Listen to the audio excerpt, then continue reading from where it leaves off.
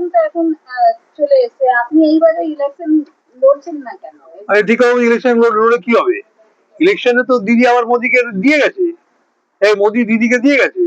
মাঝখান থেকে হাজার হাজার কর্মীরা ঘর ছাড়া হচ্ছে, মারা যাচ্ছে, রক্তপাত হচ্ছে, মরে যাচ্ছে। এটা আমি তো লিখে দিলাম, এই যে নাটক করছে ইলেকশন কমিশন, এই যে এসআই নিয়ে সব নাটক চলছে বোথ সাইডের, অ্যালিগেশন কাউন্টার অ্যালিগেশন জলের মতো স্পষ্ট। আজকে কোর্টে কি হয়েছে সেটা পরে বলবো।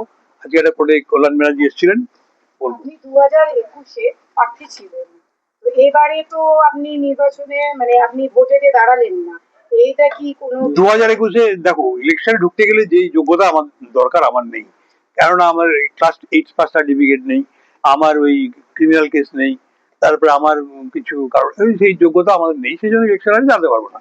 তো কিন্তু আমার কোনো পলিটিক্যাল পার্টি আমাকে পাত্তা দেয়নি, দেবেও না। 8 পাস, তার ক্যারেক্টার সার্টিফিকেট, রেপ কেস যদি থাকতো হয়তো আমি পেতাম দু একটা নমিনেশন। কিন্তু কথা হলো, আমি দাঁড়িয়েছিলাম ইলেকশনে দুটো জিনিস পরীক্ষা করার জন্য। ইলেকশনে প্রচার করতে গিয়ে আমি বাঁশি বাজিয়েছি, আর যে কদিন বাঁশি বাজি সেই কদিন যাদবপুরে বৃষ্টি হয়েছে। অদ্ভুত ব্যাপার, এপ্রিল মাস।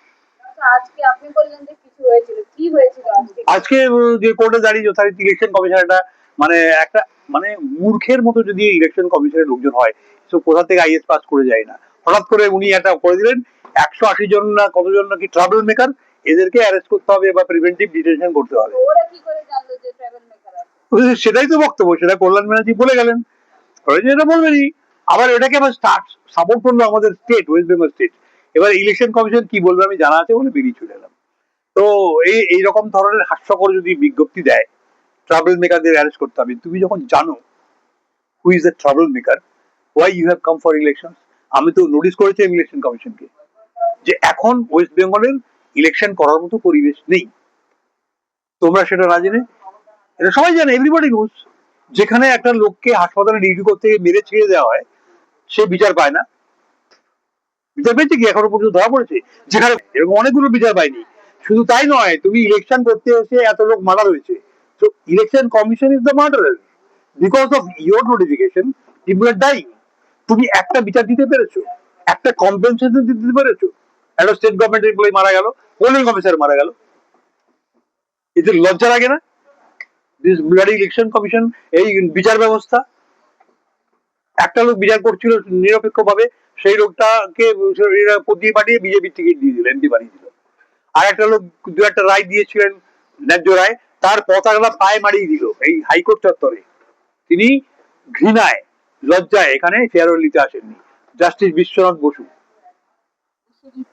বিশ্বজিৎ বসু। আরেকজন জাস্টিস অমৃতা সিনহা, জানি না কতদিন পারবেন, ভালো চেষ্টা করছেন অমৃতা সিনহা। ওনার হাজবেন্ডকে কিভাবে হেনস্থা করা হয়েছে আপনি সবাই জানেন। আরেকজন জাস্টিস মান্থা, তার ঘরে পোস্টার দিয়েছে। তোমার লজ্জা নাই? ইলেকশন কমিশন জানে না? সেন্ট্রাল গভর্নমেন্ট জানে না? ইলেকশন করতে এসছো তোমরা, ইলেকশন করতে এসে কত লোক মারা যাবে, সব দায় নিতে হবে ইলেকশন কমিশনকে।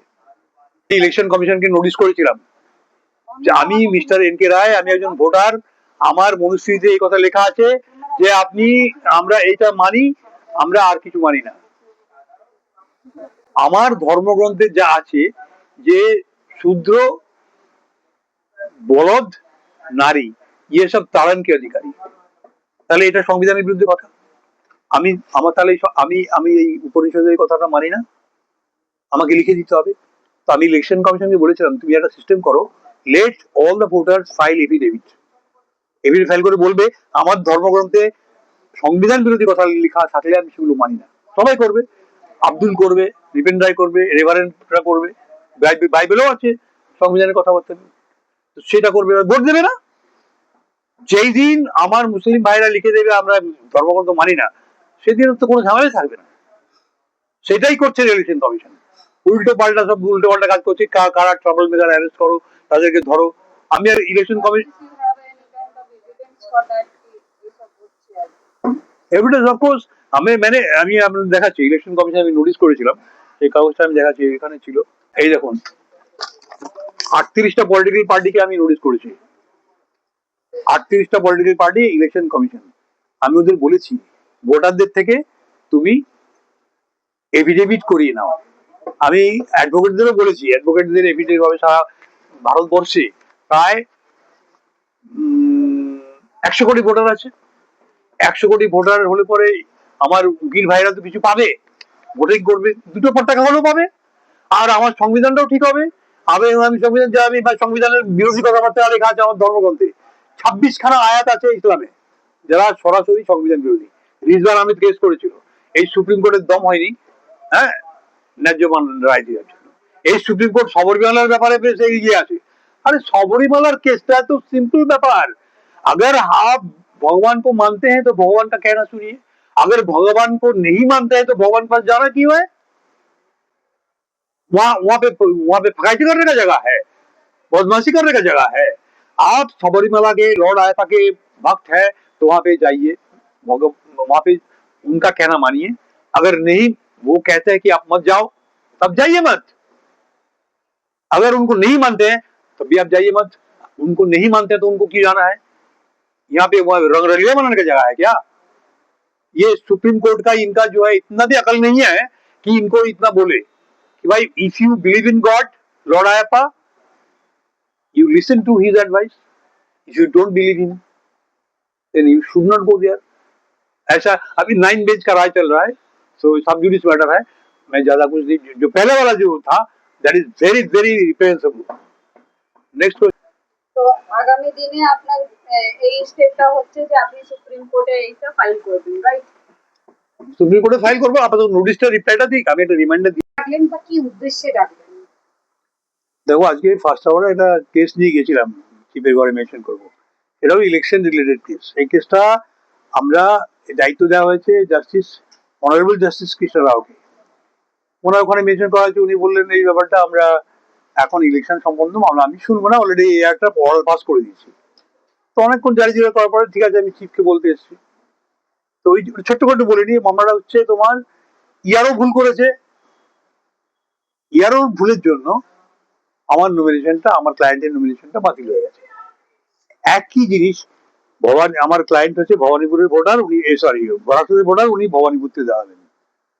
তো ভবানীপুর থেকে ইলেকট্রাল রোলের ওই একটা বার করতে হয়, ওটাকে বলে এক্সট্রাক্ট অফ ইলেকট্রাল রোল। উনি বার করেছে, উনি স্ট্যাম্প লাগাননি। পরের দিন আবার আমাকে দৌড়ানো হলো, স্ট্যাম্প লাগাননি, ঠিক আছে স্ট্যাম্প লাগিয়ে দিল, আবার এলাম, বুঝলে গোল্ড স্ট্যাম্পও লাগবে। দেখুন এই ইয়ারও কত বড় গর্দভ, সে যদি তোমার মনে করো আমার এই ভদ্রলোকের এটা ক্যান্সেল হয়ে যেতে পারে, তুমি গোল্ড স্ট্যাম্প লাগাও বা তুমি স্কোয়ার স্ট্যাম্প লাগাও, হোয়াট এভার রিকোয়ার্ড তুমি করো। তার জন্য আমার ক্লায়েন্টকে সাফার করতে হলো, নমিনেশন ফাইল ডিসিআর 10,000 টাকা, আমি 10 কোটি টাকা ওখানে ফাইল করেছি। আমার ইলেকশন হয়ে গেল, আমি যেন টাকাটা ফেরত পাই, সেই জন্য মামলাটা আমি করবোই, কালকে আবার করবো। তো সেই মামলাটাই চিফ জাস্টিস ঘরে দেখলাম 10টা 10:30 থেকেই ওখানে লন্ডনের ফ্রেন্ড কল্যাণ ব্যানার্জি দাঁড়িয়ে আছেন। গোলা অবস্থা আগে থেকে বুঝে গেছি কি ব্যাপার।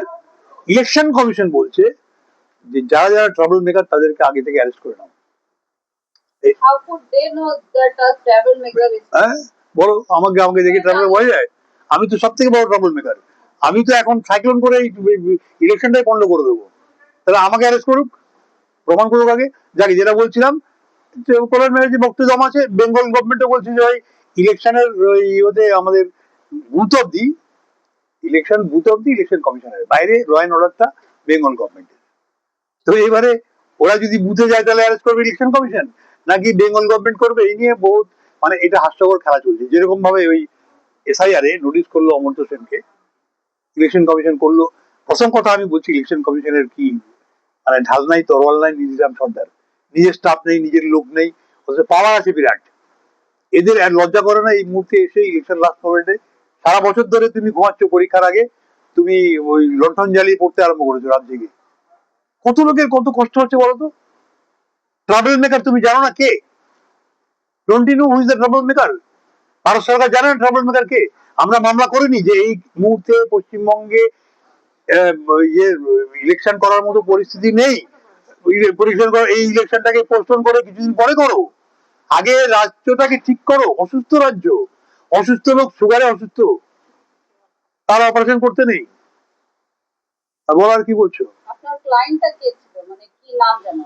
আমার ক্লায়েন্ট ছিলেন গৌতম ঘোষ, উনি 1200 ক্যান্ডিডেট ওখানে দাঁড়াবেন, ওনাকে মানে ঠিক মানে অন্যায় ভাবে ইয়ারদের ভুলের জন্য ওনাকে খেসারত দিতে হলো। সেই মামলাটা আমি 3 দিন থেকে ঘুরে বেড়াচ্ছি, ওই বলছে আমি অর্ডার দিয়ে শুনবো না, এই বলছে আমি ব্যস্ত, এখানে আজকে এই অবস্থা। আমরা কালকে আবার দেখছি চাষি সাহেবের ঘরে আবার যাব। এবারে আমি সমস্ত মিডিয়াকে ডাকবো যে ওখানে আসুন কালকে, ওখানে ব্যাপারটা দেখুন কিরকম চলছে ইলেকশন নিয়ে। এমনি তো আপনিও তো ইলেকশন লড়তেন, 2021-এ আপনাকে দেখা হয়েছিল, কিন্তু আজ এই 2026-এ কেন লড়ছেন? দেখো, ইলেকশনে দাঁড়ানোর মতো আমার যোগ্যতা নেই তো, আমার নামে কোনো রেপ কেস নেই, আমার নামে কোনো ক্রিমিনাল মামলা নেই, মার্ডার কেস নেই, তাহলে আমি ইলেকশনের টিকিট পাবো কি করে? সেই জন্য আমি ইন্ডিপেন্ডেন্ট দাঁড়িয়েছিলাম। তবে আমার দাঁড়ানোর উদ্দেশ্য ছিল আবহাওয়াতে বৃষ্টি, মানে রাস্তায় রাস্তায় যদি বাঁশি বাজানো হয় তার প্রভাবটা আবার উপরে কিভাবে পড়ে সেটা জানার জন্য। আমি 2021-এ এপ্রিল মাসে যেদিন যেদিন বাঁশি বাজিয়েছি সেই দিন বৃষ্টি হয়েছে। আর এই ইলেকশনটা আমি মামলা করে বন্ধ করতে পারলাম না। আমি সেই জন্য এই সাইক্লোন তৈরি করছি, চেষ্টা করছি। আপনারা সবাই জানেন 2021-এর পর থেকে একটা সাইক্লোন ঢুকেনি। 2021-এ বাংলাদেশে হিন্দুদের মারা হত্যার প্রতিবাদে আমি বাজিয়ে এসেছি শিলচরে। তারপর থেকে 4খানা সাইক্লোন শিলচরে গেছে, সিতরাং, মিদিল, মোকা, রেমল। 2021 থেকে 26-এ সাইক্লোন ঢোকেনি। আমি ভারত সরকারকে বলছি, বি কেয়ারফুল, হয় তুমি আমাকে মেরে দাও, তো আমি তোমাকে সাইক্লোন দিয়ে শেষ করে দেবো। আমি দেশ বিরোধী কাজ করতে চাই না, কিন্তু আমি পশ্চিমবঙ্গের সরকার জনগণকেও বলছি, ভোটটা বয়কট করো যদি বাঁচতে চাও, না হলে সাইক্লোনেই মেরে দেবো তোমাদেরকে। কারণ তোমরা তো অলরেডি মরার জন্য তৈরি হয়ে আছো। তোমরা তো জানো যে এই ইলেকশনটা নরেন্দ্র মোদী গিফট করে দিয়ে গেছে মোদী অমিত শাহ দিদিকে। দিদিকে দিদিকে ছাড়া চলবে না। হ্যাঁ, থ্রু এসআইআর করেছে তারা।